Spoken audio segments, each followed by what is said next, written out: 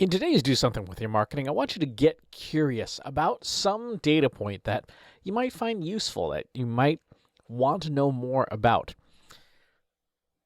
One of the core personality attributes that every data scientist needs is curiosity, to want to know the answer. How does something work? What is the thing that is going on? What can we learn more about?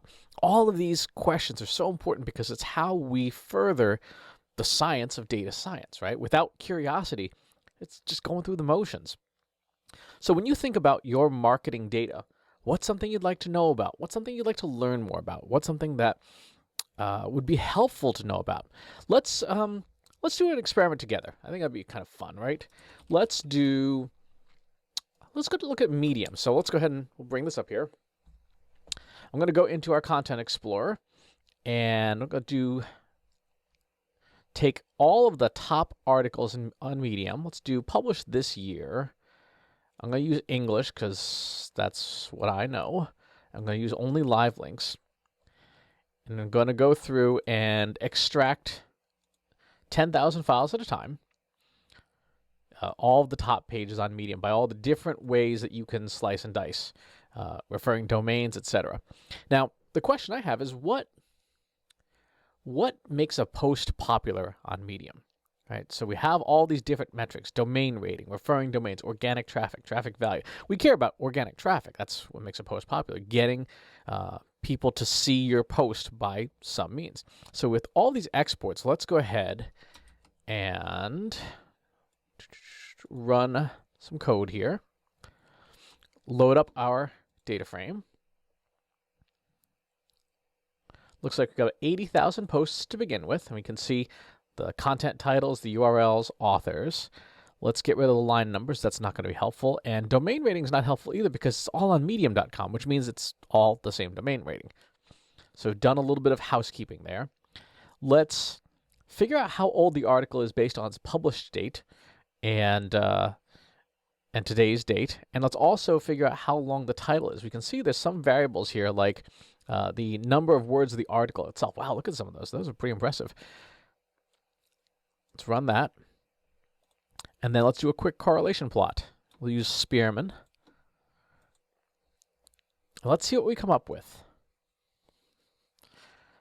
So traffic is what we care about, right? We care about traffic.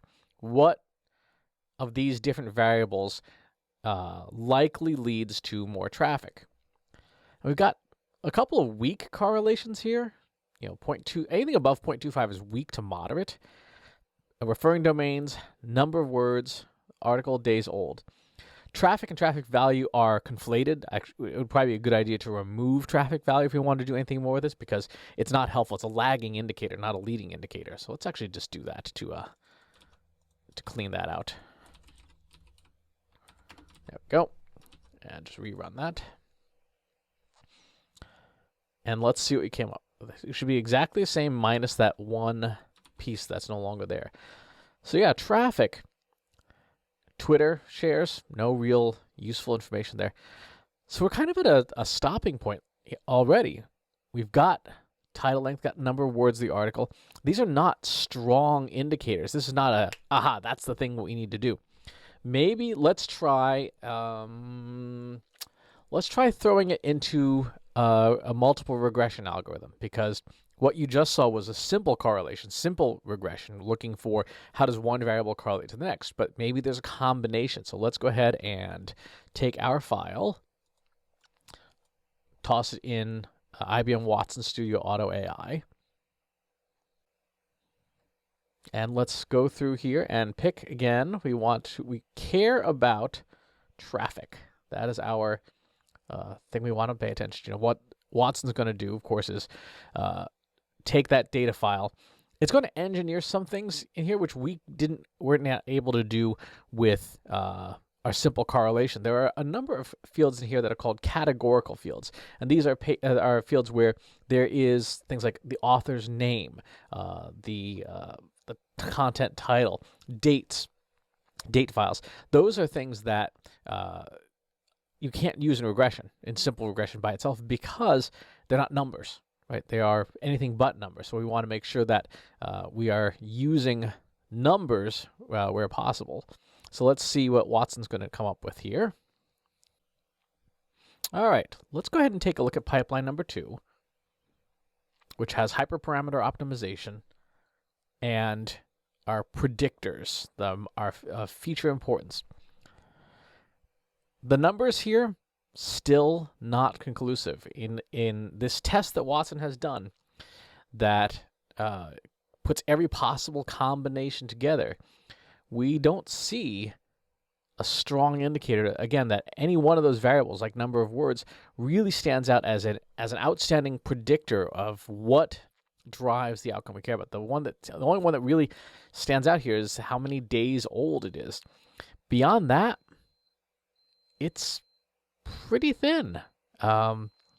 So what we've done so far is we have explored the data set. We don't have a hypothesis yet, right? We don't have this is clearly the thing. Right now we have a whole bunch of things it's not.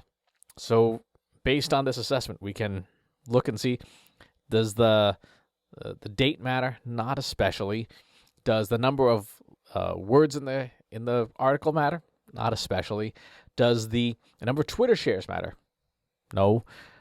Does the number of characters in the title matter? No. So this is the first step in the data science process, the asking a question, defining the problem. And we're looking just now really at that problem definition. We have to keep exploring, keep maybe engineering some new things, maybe getting some additional data, but we have to do something that will get us to a hypothesis. We have not reached a hypothesis yet. But this is an important thing to do with your marketing, because without this kind of exploration, you can just kind of make some broad assumptions, and those assumptions may not be valid. So by looking at this data set, we can come up with this assessment and go, yeah, there's not a there yet. Now, if you wanted to get really fancy, you could use that same query that we used in RFs, but instead of using just all the top articles, maybe you'd use some extra keywords from your industry and see if you come up with a different answer using these tools. And if you find that, then you have a hypothesis and you can start testing your hypothesis. And there are additional tools that we didn't use in this first assessment because they are very time intensive, and nobody wants to watch a video that's an hour long of just typing. But we could look at things like nouns or verbs or sentiment or emotions evoked in the post content. It would take hours, if not days, to extract all the post data and put it in. Might be worth doing. But for right now, I think it's a good example of something to be curious about. So pick a number that you're curious about and then start digging in. Now, you don't have to use all these fancy tools. As you saw, we did a relatively simple correlation. You can do that right in like Microsoft Excel. It won't look quite as nice, but you can do that within Excel. There's a correlation function right in Excel. So you can do that with just with a spreadsheet. But I would encourage you to start getting curious. Start getting curious about a data point that you care about and see where it takes you. See where the adventure takes you. It can be a lot of fun. It can be a little frustrating, as in we're here with Medium looking at it and going, well, how do we make this work for us? How do we get more eyes on our posts? We don't know yet. We don't have a hypothesis yet, but we do know what does not work so far. So that's this week's Do Something With Your Marketing. As always, if you have comments, please leave them in the comments box below. Subscribe to the YouTube channel and the newsletter. I'll talk to you soon. Take care. Want help solving your company's data analytics and digital marketing problems? Visit trustinsights.ai today and let us know how we can help you.